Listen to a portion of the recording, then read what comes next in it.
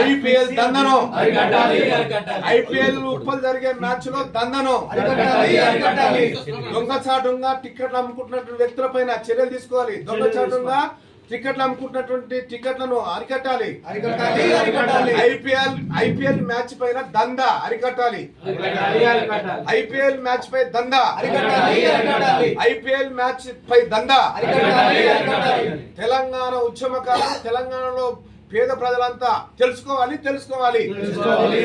ఈ రోజు IPL match ఉప్పల్లో జరుగుతున్న దాని దంద ₹1 కోట్ల దందను ప్రభుత్వం తొందరగా జోక్యం తీసుకోవాలి. ప్రభుత్వం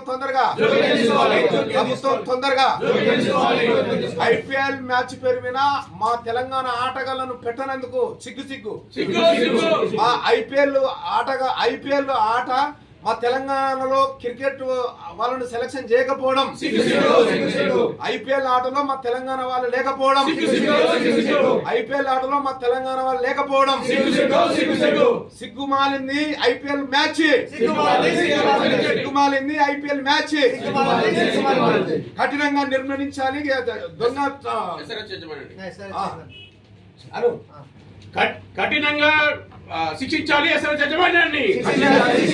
ఇక్కడ ఎస్ఆర్ఎస్ యజమాని సపోర్ట్ చేస్తున్న జమ్ని కిరణ్ కూడా, ఎస్ఆర్ఎస్ యజమాని సపోర్ట్ చేస్తున్న స్థానికుడైనటువంటి జమ్ని కిరణ్ కూడా